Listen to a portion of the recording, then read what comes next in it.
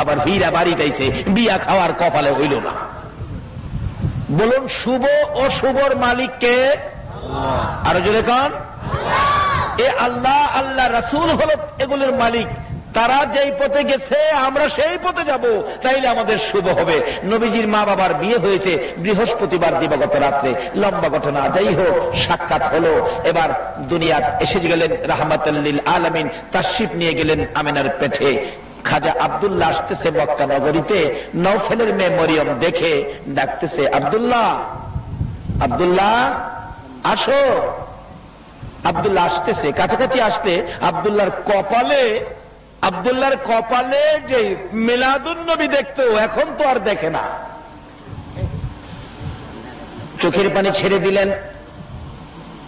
নওফেলের মেয়ে মরিয়ম ঘরের ভিতরে ঢুকতেছেন।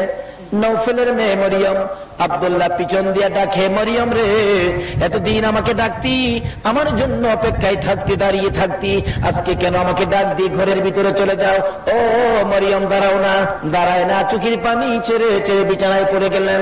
কাছে বসে ডাকতেছেন, ও মরিয়ম, আজকে কেন এরকম পাগলামি করতেছো? মরিয়ম উঠে বসে জিজ্ঞেস করেন, আব্দুল্লাহ রে, তুমি কি বিবাহ করে ফেলেছো? ও বিবাহ করেছি।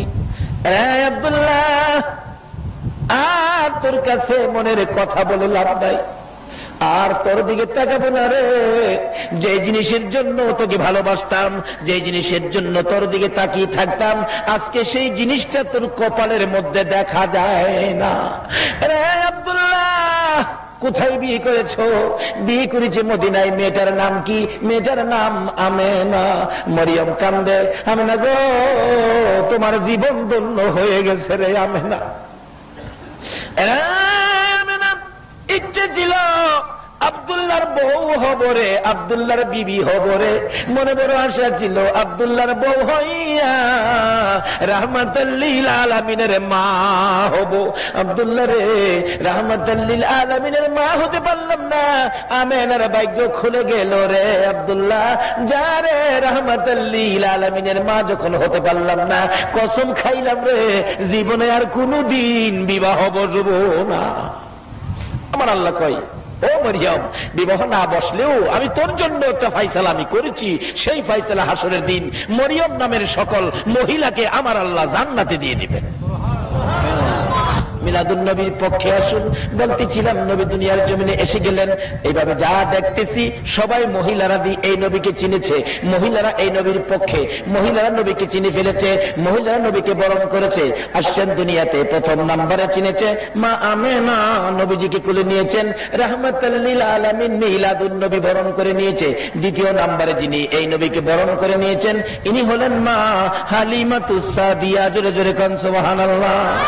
হালিমা বলেন, আমি যখন সন্তানের তালাশে বাচ্চার তালাশে মক্কা নগরীতে ঘুরে ঘুরে ডাকতাম, কে আছো? সন্তান কার ঘরে আছে? যার ঘরে যাই, কেউ আমাকে সন্তান দেয় না, খালি বলেন 2 দিন পরে আইসো। আর যারা দিত তারা আমার অবস্থা দেখে আমারে দেয় না। আমি গরিব ছিলাম, কাপড় ভালো ছিল না, ছোয়ারি ভালো ছিল না, দুর্বল ছোয়ারি ছিল, আমি গরিব বলে আমারে কেউ সন্তান দেয় না। যাইতে যাইতে আমেনার ঘরের দরজার সামনে ডাক দিলাম, কে আছো বাড়িতে? সন্তান আদি আছে কিনা? আমেনা বলেন, আছে, সন্তান নিয়ে যাও। তার বাবারে পাঠাও, কথা বলি, কি দিবেন, কতদিন রাখবো? আমেনা চোখের পানি ছেড়ে দেন, কে গো তুমি? আমি হালিমা, আমি হালিমা। হালিমা রে, আমার সন্তানের বাবা নাই রে, আমার সন্তান এতিম। মা আমেনা বলেন, আমি যখন বলতাম আমার সন্তান এতিম এতিম, আমি দেখেছি আমার শিশু মুহাম্মদ আমার মুখের দিকে তাকাইয়া 2টা চোখের পানি ছেড়ে দেয়। আব্দুল মুত্তালিব এত আদর করতেন আমার নবীকে। আজকে বৃষ্টির জন্য দোয়া চাই, কত জায়গায় দোয়া, গত রাত্রে মাহফিলে দোয়া চাইছেন বৃষ্টির জন্য। আজকে এই নবীর মিলাদ যদি মাইনা নিতা গো, বৃষ্টির দোয়া লাগতো না, দোয়া ছাড়াই নবীর বরকতে বৃষ্টি পাইতা। এই নবীর আগমনের পর মক্কাবাসী সেই আব্দুল মুত্তালিবকে আবার ধরেছিলেন, বৃষ্টি হয় না। আব্দুল মুত্তালিব বলেন, মক্কার মানুষেরা রে, চিন্তা করিস না, বৃষ্টি পাওয়ার জন্য আমার একজন নাতি আছে, এই নাতির বিনিময়ে আমরা বৃষ্টি আনতে পারবো, তোমরা দাঁড়াও। আব্দুল মুত্তালিব নবীজিকে কুলে নিয়ে মা আমেনার কুল থেকে কুলে লইয়া ডাকতেছে, রে আকাশের মালিক দেখ, আমার কত সুন্দর নাতি হয়েছে রে, এখানে কাবার মালিক, আকাশের মালিক, দেখ কত সুন্দর নাতি। তোর যদি আমার নাতির দিকে মায়া হয় রে, আমার নাতি দেখে তোর যদি দয়া হয় রে, আমার নাতির উসিলাই রহমতের বৃষ্টি দিয়ে দে। আব্দুল মুত্তালিব বলেন, এই নাতিকে দেখাইয়া ডাক দিতে দেরি হলো, আকাশের বৃষ্টি হইতে দেরি হলো না। তারপরেও কেন আমরা নবীর চিনি না, নবীর পক্ষে যাইতে রাজি না? শান্তি যদি পেতে চাও গো, এই শান্তির বাহক নবীর পক্ষে রওনা হইয়া যাও। হালিমা বললেন, আমি ডাক দিলাম তার বাবারে পাঠাও, বাবা নাই, এতিম। ও এতিম, আমেনা, বুঝছি এতক্ষণ তোমার সন্তান রয়ে গেছে, কেউ নেয় না। ও তোমার সন্তান এতিম, আমেনা গো বেরিয়ে আয়। তোর কপাল আর আমার কপাল বুঝি এক কপাল। তোর সন্তান এতিম, কেউ নেয় না, আর আমি গরিব দেখে আমারও কেউ দেয় না। সব মহিলাদের মধ্যে চলছে এ নবীর মিলাদ, মহিলাদের মধ্যে। এই জন্য মিলাদুন নবী নিয়ে মহিলাদের মধ্যে কোনো দ্বন্দ্ব নাই। দেখি তোর এতিম সন্তানটা কেমন, আমি একটু দেখি। মা আমিনা বলেন, ডাক দিলাম, আসো ঘরের মধ্যে আসো। হালিমা বলেন, আমি ঘরের দিকে যাচ্ছি। যাইতে যাইতে দরজাটার কিনারে গেলাম, ঘরের মধ্যে তাকাইয়া দেখি এটা কেমন এতিম রে, এটা দিয়ে আকাশের পূর্ণিমার চাঁদ।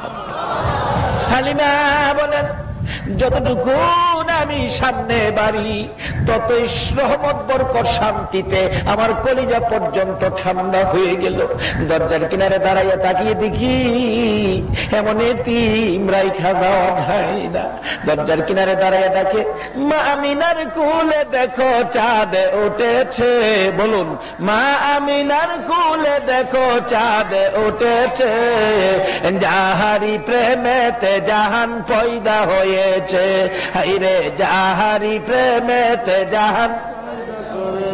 মা আমিনার নয়ন মনি সৃষ্টি কুলের সেরা যিনি, মা আমিনার নয়ন মনি সৃষ্টি কুলের সেরা যিনি, যিনি পরি ফেরেশতারা সব পাগল হয়েছে, যিনি পরি ফেরেশতারা সব পাগল হয়েছে, যাহারি প্রেমেতে জাহান পয়দা হয়েছে। হাইরে যাহারি প্রেমেতে জাহান। হালিমা বলেন, আমেনা রে দেরি করিস না, দে দে তোর এতিম আমি হালিমার কোলে উঠাইয়া দে।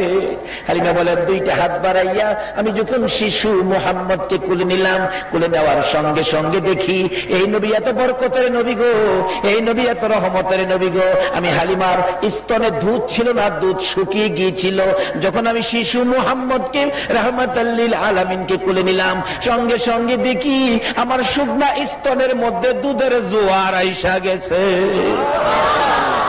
যে নবী শিশু নবীরে কোলে নিলে, যে নবীর পক্ষে গেলে শুকনা স্তনে দুধের জোয়ার আসে, এই নবীর পক্ষে যাওয়া আমাদের দরকার আছে কিনা? আমরাও যাব, ও মা বোনেরা তোমরাও যাও। নবী চিনি না বিধাই তো আজকে বাঙালি জাতির, বিশ্ব মুসলিমের অশান্তি, বিশ্ব মুসলিমের উপর বিপদ। হালিমা বলেন, শুধু শুকনা স্তরে দুধ আসলো এটাই শেষ নয়। আমি শিশু মোহাম্মদকে কোলে লইয়া যাইতে যাইতে আমার সোয়ারির কাছে পৌঁছলাম। সোয়ারিটা দুর্বল ছিল, অন্যদের সোয়ারির সাথে হাইটা কোলাইতে পারতো না।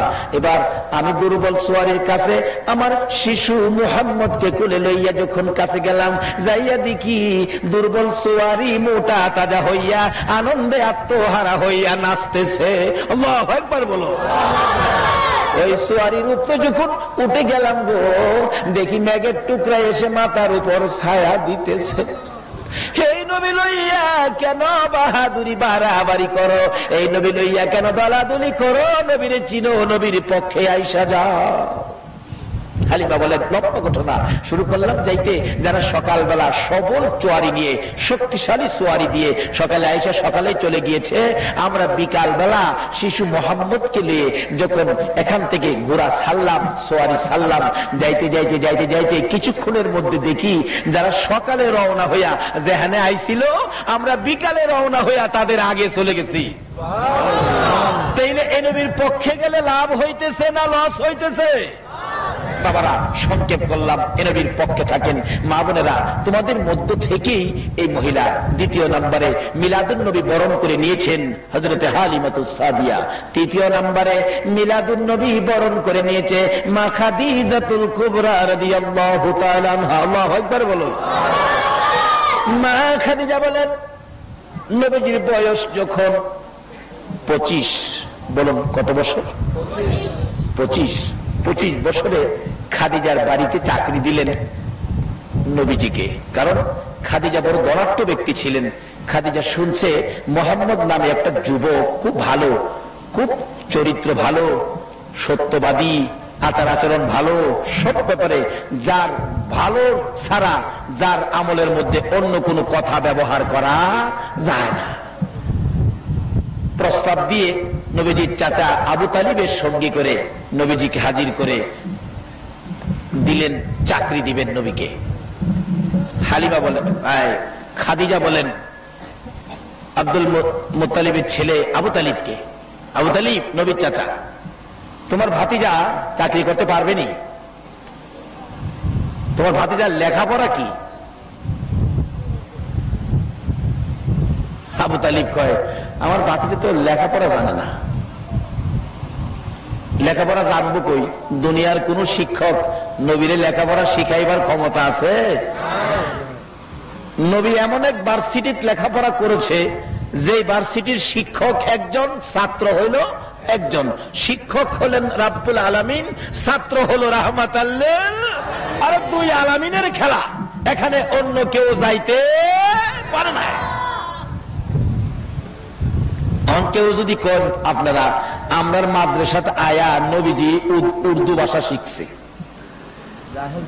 আমরার মাদ্রাসাত আয়া নবী উর্দু ভাষা শিখছে, তাহলে বোঝা গেল নবীর উস্তাদ এই দেশে আছে। বলুন, এই কথাটা কি আপনারা মাইনা নিতে পারেন? যারা এরকম কথা ব্যবহার করে তাদের পিছনে কি নামাজ পড়তে পারে?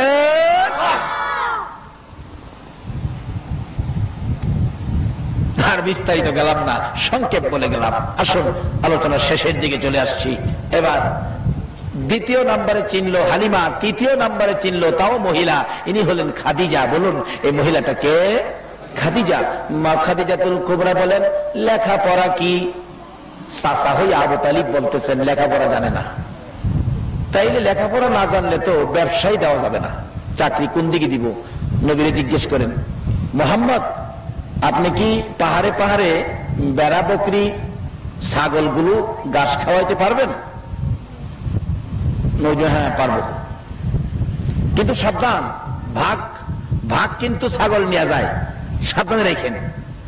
নবীজি কয়, না বাগে নিবে না, হ্যাঁ এটাই চাই। নবীজি হালিমার বকরি পাহাড়ে ছাইরা নবীজি ঘুমাইতে হয়। হালিমা কয়, দেখি তো, খাদিজা কয়, দেখি তো মোহাম্মদকে যে বেড়া বকরি দিয়ে দিলাম ঠিকভাবে কাজ করতেছে কিনা। খাদিজা মাঝে মাঝে যায়, যায় দেখে মোহাম্মদ ঘুমাইতে হয়, কিন্তু বড় বড় সাপগুলি এসে ফনা ধরে নবীজি ঘুমন্ত অবস্থায় মাথার উপর ছায়া দেয়।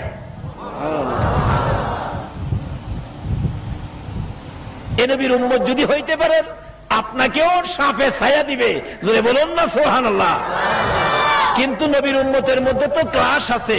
মিলাদুন নবীর পক্ষের উম্মত হইবেন না বিপক্ষের উম্মত হইবেন? মিলাদুন নবীর পক্ষের উম্মতের বরকত কত। বাদশা ইব্রাহিম ইবনে আদহাম বলকের বাদশা ছিলেন, লম্বা ঘটনা। একদিন রাত্রে দেখে ছাদের উপরে খরম পাও দিয়া কে জানি হাঁটতেছে। বাদশা দিকে, ছাদের উপর কে? আমি কে? আরে আমি, কি করো? উঠ বিচারি। বাদশা কই, ছাদের উপরে উঠ আছে। ছাদের উপরে যেমন উঠ থাকে না, এত আরামের মধ্যে থেকে আল্লাহ পাওয়া যায় না। বেরিয়ে একটা কম্বল নিয়ে বাদশাহী সাইরা বেরিয়ে গেছে। আল্লাহরে কিভাবে পাইব? তালাশ করতে করতে আল্লাহকে করতেছে, একেবারে মিসকিনের মতো একটা কম্বল ছিটতে ছিটতে এত ছোট হয়ে গেছে। কম্বল সিলি করতে করতে নিচে বিছাইলে কম্বল গায়ে দেওয়ার থাকে না, আর গায়ে দিতে গেলে নিচে বিছাইবার থাকে না। একদিন পাহাড়ের উপর কি শীত, বাদশাহ ইব্রাহিম ইবনে আদহাম নিচে কম্বল বিছাইয়া ঘুমাইছে, প্রচন্ড শীত। অবশেষে ডাকতেছে, আল্লাহ গো আমারে কম্বল দাও, আমার শীত করে। আল্লাহ কই, আমার কি কম্বলের ফ্যাক্টরি আছে? এইটা তো জিগাইছি না, আমি আখিরি নবীর উম্মত, আমারে কম্বল দাও, আমার শীত করে। আল্লাহ কই, ও ফেরেশতারা একটা কাজ কর, যে বন্ধুকে জঙ্গলার বড় বড় সাপ ফনা ধরে ছায়া দিতেন, এই সাপকে নির্দেশ দে, সেই বন্ধুর একটা আশেক উম্মত, একটা পাগল উম্মত কম্বলের দরকার, এই সাপকে পাঠাইয়া দে সেই বন্ধুর উম্মতের খেদমত করার জন্য। জঙ্গলার থেকে বিরাট বড় পুরানা অজগর সাপ আইসা বাদশাহ ইব্রাহিম ইবনে আদহামের গায়ে ফেসাইয়া ফেসাইয়া কম্বল হইছে। দেহে কম্বলটা শীত বেশি হইলে, কম্বল মোটা হইলে আরাম বেশি হয় না? দেহে কম্বল ভালো ভালো কোম্পানির কম্বল দিছে। সাপ পেঁচাইতে পেঁচাইতে অজগর পেঁচাইয়া মাথাটাই না মাথার কাছে মারছে, মুখের থেকে গরম হাওয়া এসি মারতেছে। কি আরাম, ঘুমাইতেছে। রাত্রে যখন শেষ, আল্লাহর ওলিরা শেষ রাত্রে আমার মতো ঘুমায়? আল্লাহর ওলিরা শেষ রাত্রে কি করে? ঘুম থেকে উঠতেছে, এখন তাহাজ্জুদ পড়বে, উযু করবে, আল্লাহরে ডাকবে। প্রথম জাগ্রত হয়ে ওই আগে কম্বলের ভাই চাইছে, প্রথম ছায়া দেহে কম্বল দিয়ে হা কইরা রয়েছে, এই যে গরম শ্বাস মারতেছে। কি ব্যাপার, কোন কোম্পানির কম্বল? যখন সজাগ হইছে, সাপের হা বন্ধ করছে, মাথা নিচু করছে। কোম্পানিটা জানি কি দেখতে হইব, দেহে চক্কর ওলা। ভালো করে চোখ পরিষ্কার করে দেখে, হায় হায়, এটা দিয়ে অজগর কোম্পানি। তখন ভিতরে একটু ভয় এসে গেছে, হাই কি জানি কি বিপদ। আল্লাহ ভয় পাইস না, যেই নবীর সাপে ছায়া দেয়, সেই নবীর উম্মতের সাপে কম্বল দেয়। জোরে জোরে ঘর সভা। কিন্তু এই নবীর পক্ষে গেলে দিব না বিপক্ষে গেলে দিব? আল্লাহর ওলিরা কি নবীর পক্ষে ছিল না বিপক্ষে ছিল? বাবারে, আল্লাহর ওলিরাও এইভাবে নবীর পক্ষে ছিল, মিলাদুন নবীর পক্ষে ছিল। এইবার দেখ কম্বল পেস খুললে যাইতেছে গা। আচ্ছা, কম্বলের ফেস আছে, এটা দিয়ে ফেস হলো কম্বল। ফেস চিনেন না? পেস জিলাপি চিনেন? আপনাদের সে কি কন? জিলাপি তো কন। জিলাপির পেস আছে না? আমাদের এলাকায় এক বেচারা আরবদার মানুষ, বড় ব্যবসায়ী, ভাত আনবার লেগে দুপুরে কর্মচারী রাখছে, দুপুরে ভাত নিয়ে আসে। ভাত খাওয়া যাওয়ার সময় আরবদার মহাজন বেচারা 1 কেজি গরম জিলাপি কিনা দেয় বাড়ির লেগা। হ্যাঁ, প্রত্যেক দিন ওই জিলাপি 4-5টা খায় না। রাত্রে বাড়ির গেলে বাড়ি অন্য জিগায়, জিলাপি কতটা দিছো? কই 1 কেজি। কই মাইকটা পাইছি 750 গ্রাম, 250 গ্রাম কম। কিরে ফালু, তুই জিলাপি খাইছস? কয় না, জিলাপি খাইছি না। তো কোথা না খাইলে কোন লোকের লিগা? পরের দিন কয়, দাঁড়া, কেমনে দিতে হইব আমি জানি। মহাজন জিলাপি 1 কেজি কিনছে, গুনছে 32টা। 32টা গইনা দিছে জিলাপি, নেয় বাড়িতে লয়ে যা। রাস্তা গিয়া কয়, আজকা কি করি? 32টা তো গইনা বুঝা লইব। হ্যাঁ, একটা পেটা ফ্যাস খুললা খাই লাইছে। অহন মাইপা দেহে 1/2 কেজি কম। বাড়ি অন্য কয়, কি গো ফালুর বাপ, জিলাপি কতটি দিছ? 1 কেজি। কয়টা? 32টা। কয় 32টা ঠিক আছে, কিন্তু মাফে 1/2 কেজি হইছে। কিরে কালু, জিলাপি কি করছস? কয় চাচা গইনা দিছেন না, গনা মতে বুঝাইছি। কয় মাফি দি বলে কম, কি করছস? কয় চাচা গরম জিলাপি দেখলে আমার মিজাজ ঠিক থাকে না, গইনা দিছেন কি করবো, গনা ঠিক রেখে একটা কিরে ফেস খাইছি।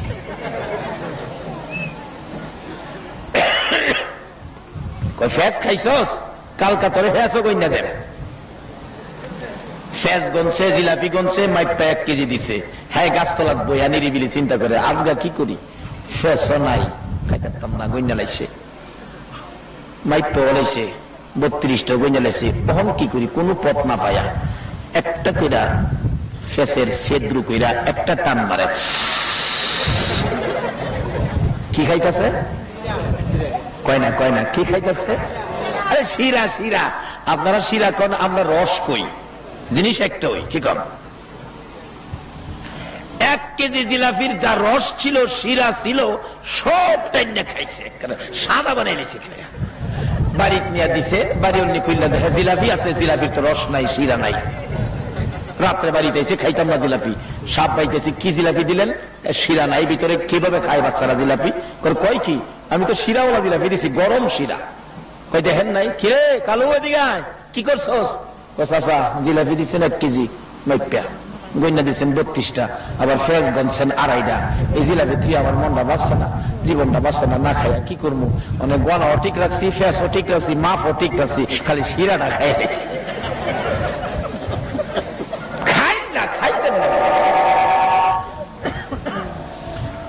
বাদশা ইব্রাহিম এমনি আধাম দেখে ফেস খুললা যাইতেছে গা, ঘুমের থেকে ওইটা দেখে হাই হাই হাই, এটা তো কম্বল দিয়ে অজগর মার খায়, দিয়ে অজগর সাপ।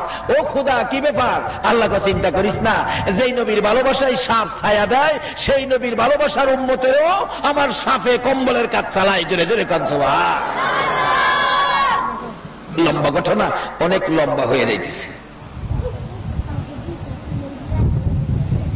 এবার মা খাদিজাতুল কুবরা রাদিয়াল্লাহু তাআলা আনহা বলেন, আল্লাহু আকবার বলুন। মা খাদিজা বলেন, দেখি আমার কর্মচারী মুহাম্মদের অবস্থা কি। যাইয়া দেখে ঘুমিয়াছে, সাপ, বড় বড় সাপ ছায়া দেয়। যাইয়া দেখে বকরিগুলো পাহাড়ে পাহাড়ে ঘাস খাইতেছে, পাশাপাশি জঙ্গলার বাঘ বকরির পাশে ঘুমিয়েছে। মা খাদিজা বলেন, আল্লাহর কসম করে বলি, মুহাম্মদ যখন আমার বকরির দায়িত্ব নিয়ে জঙ্গলায় রাখাল হয়েছিলেন, আমার একটা বকরিকেও জঙ্গলার বাঘ কোনোদিন থাপা দেয় না। নবী যদি কারো পক্ষে থাকে রে, নবী যদি বকরির পক্ষে থাকে, জঙ্গলার বাঘে তাপা দেয় না। এ নবীর পক্ষে যদি যাইতে পারো গো, আল্লাহর জাহান্নামে তোমাকে নিতে দিবে না। হালিমা ডাকে, খাদিজা ডাকে, ও আমার সঙ্গীরা, আমার বংশের লোকেরা, পাড়া প্রতিবেশীরা, মুহাম্মদ খুব ভালো ছেলে, খুব ভালো ছেলে।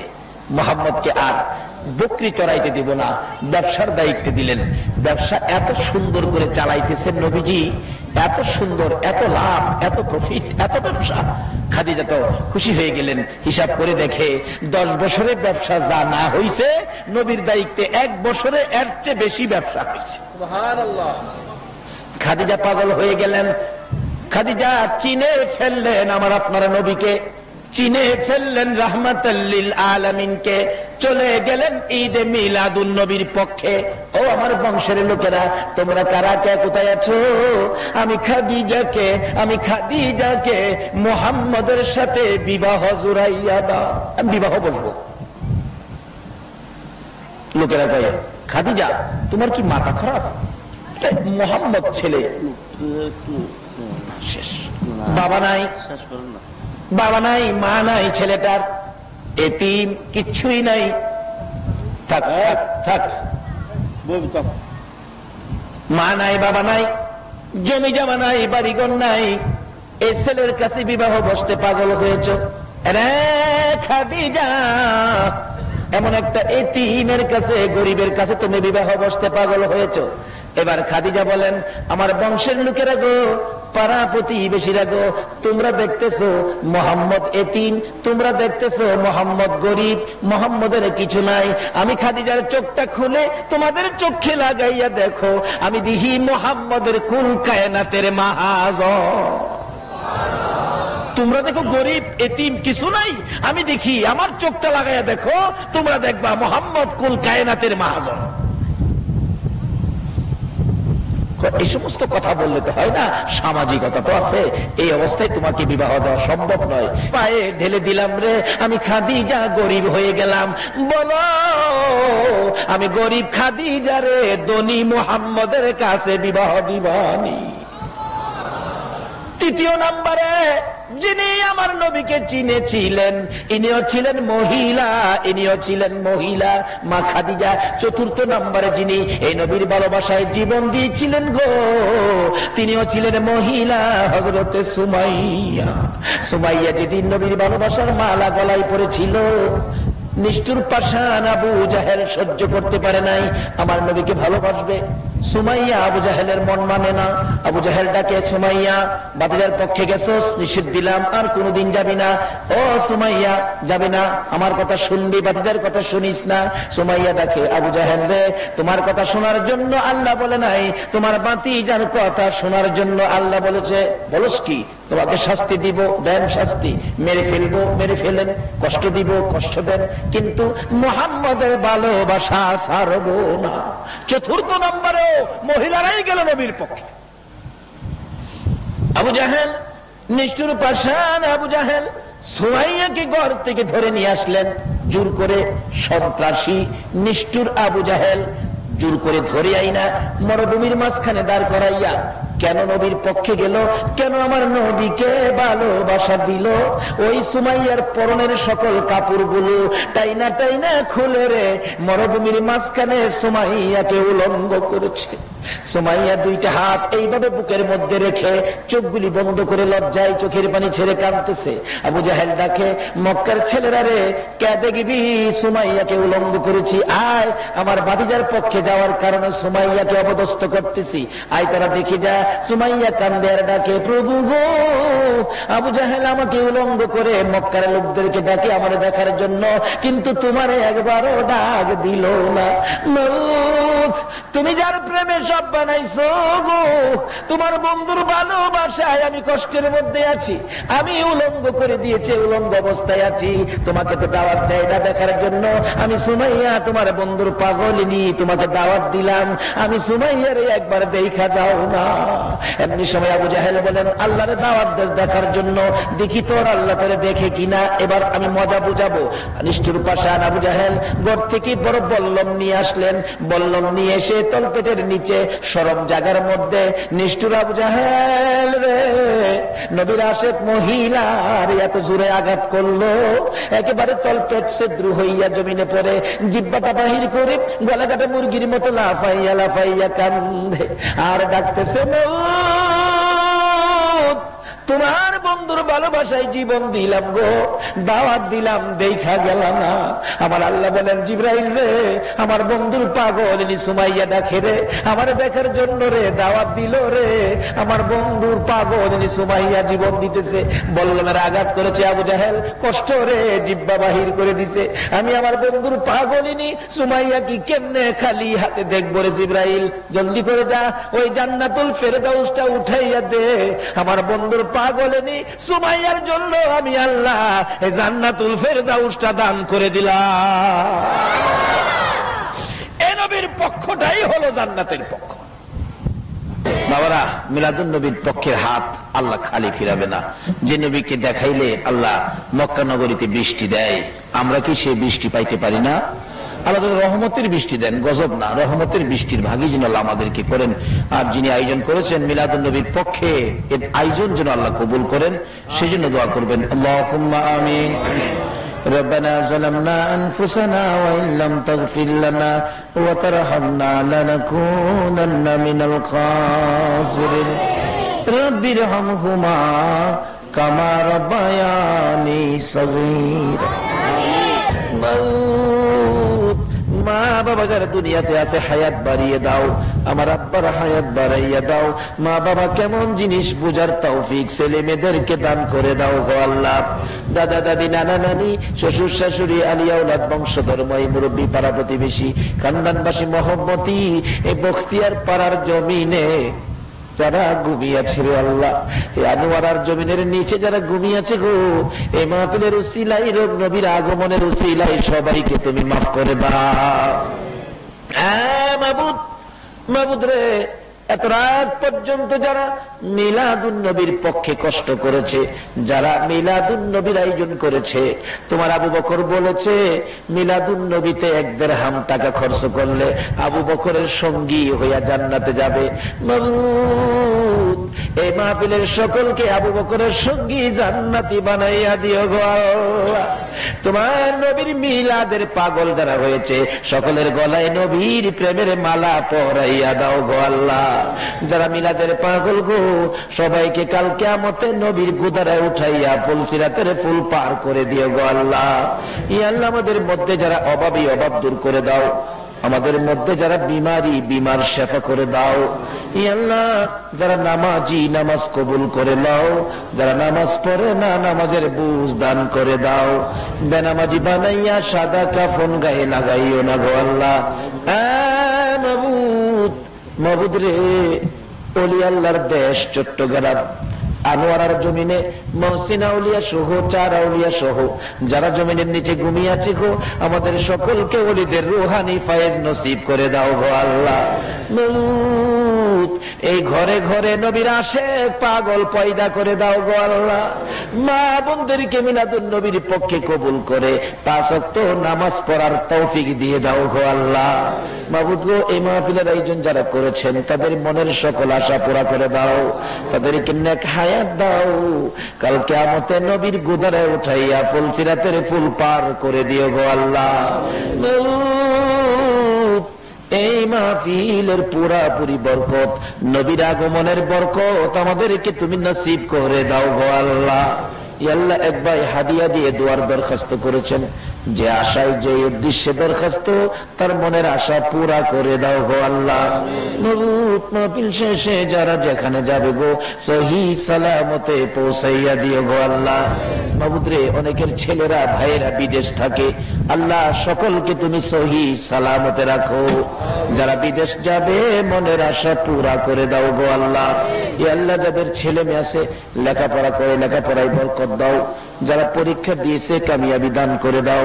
ইয়া আল্লাহ, যাদের ছেলে মেয়ে নাই ছেলে মেয়ে দিয়ে কলিজা ঠান্ডা করে দাও গো আল্লাহ। আমাদের সকলকে বেশি বেশি করে নেক হায়াত বাড়াইয়া দাও গো আল্লাহ।